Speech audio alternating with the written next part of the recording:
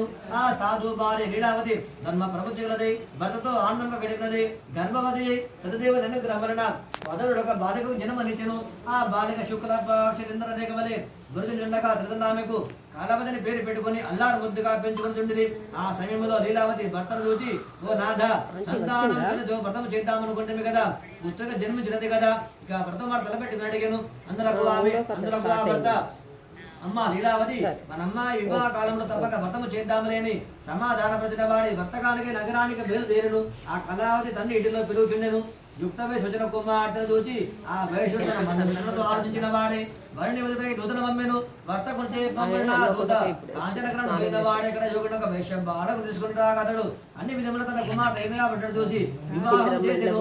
ఆ వేషుడు తన దురదృష్టం చేత ఆ పెళ్లి వేడుకలో పడి దత్తదేవుని వ్రతాన్ని సంగతి మరచిపోయిను. అందుచేయ స్వామి చాలా గోపించిన వాడి. ఆ తర్వాత కొంతకాలం నగు వ్యాపారం నగు దక్షత గల వేషుడు అల్లుడితో కలిసి వాణిజ్యమునకై నగరానికి బయలుదేరినాడు.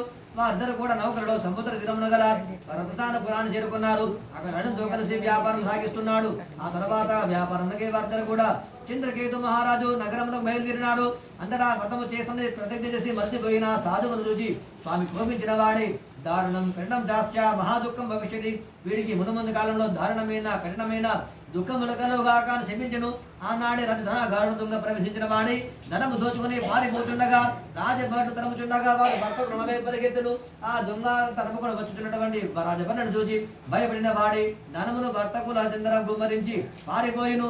రాజభటుకు వచ్చిన వాడే రాజధనముతో కనబడుతున్న ఆ భర్తకును చూచి రాజు వద్దకు తీసుకుని పోయి ఆ భటులు సంతోషంతో తీసుకుని పోయి, ఓ మహారాజా, ఇద్దరు దొంగలు పెడుతున్న వచ్చింది, విచారించి శిక్షించడని చెప్పగా ఆ మహారాజు వారి నిరమును విచారణ చేయనక్కర్లేదు, కారాగారుడు బంధువుడు చెప్పగా భర్తకులను కారాగృహణ బంధించి సతదేవుని మాయ చేత భర్తలను మొరపెట్టుకును. వారి మాటలు వారు పట్టించుకునలేదు. రాజుగారి ధనమును తన స్వాధీనము చేసుకును. ఆ దేవుని శాపము చేయ ఇంటి దగ్గర కూడా ఆ సాధు భార్య కూడా కష్టాల పాలయ్యను. ఇంటి ధనమంతా చోరులు అపహరించుకుని పోయి లీలావతి మనోవిరజే రోగగ్రస్తురాలను తిండి దొరకగా భిక్షేమెత్తుకుని బ్రతక సాగిరి. కుమార్తె కళావతి ఆకలిగా హృదయ సాయంకాల వేళ ఒక బ్రాహ్మణుడు చేరుకొనగా ఆ రోజున బ్రాహ్మణి గృహమందున సత్యనారాయణ చేరుకుండగా చుట్టూ ఆ కథ ఎంత చూపిని తనకు మేలు కనటలుగా వరమిమ్మని స్వామిని కోరుకొనును. స్వామి ప్రసాదం కూడా స్వీకరించినదై ఆ కళావతి రాత్రి మృదు భోజనికి చేరుకునగా అప్పుడు తల్లి ఆమెతో ఈ విధముగా పలికెను, అమ్మాయి, ఇంత రాత్రి వెకట ఉండివి, నీ మనుషులు చెబుతుండగా వెంటనే కళావతి, అమ్మ నుడక బ్రాహ్మణునిలో సత్యనారాయణ చేరుండగా చూచి ఉండిపోయింది. ఆ వ్రతము కూరల కూర అనగా ఆ మాటలు విని ఆ సాధు భార్య తామ వ్రతము చేయకపోవడం దుర్మసంగతిని గ్రహించినది. వ్రతము చేయడం సంకల్పించుకొని ఆ మరునాడు యథాశక్తిగా వ్రతము చేసెను. వ్రతాంతమునందున, ఓ స్వామి, నా భర్త ఎరుడు తిరిగి సుఖముగా తిరిగి తిరుగుతున్నట్టుగా అనుగ్రహింపుడు, వారి తప్పులను క్షమింపమని ప్రార్థించెను. లీలాభర్జన వ్రతముచే సంతోషించిన సత్యదేవుడు చంద్రకేతు మహారాజునకు స్వప్నమును సాక్షాత్కరించిన వాడే, నీవు బంధించిన వారిద్దరు దొంగలగారు భర్తకులు రేపు వారిని విడిపించి వారి ధనమందు వారికి విచ్చిపమ్ము, ఏంటో నీకు సరే కష్టము అని చెప్పి అదృశ్యుడాయను.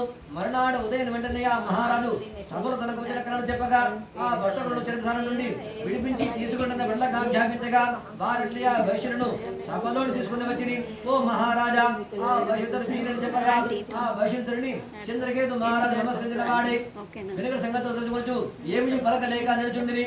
ఆ మహారాజుడు వైశ్యులను చూచి ఆదరంతో, ఓ భర్తకులారా, నీకు కష్టము దైవశమున కలిగినది, ఇప్పుడు ఆ భయం లేదని ఓదర్చిన వాడే, వారు శంకర దించిన వాడే, క్షౌరమునకు అలంకారమునకు నూతన వస్త్రం సంతోషపెడతాను, మంచి మాటలతో వారిని సంతోషపెడతాను.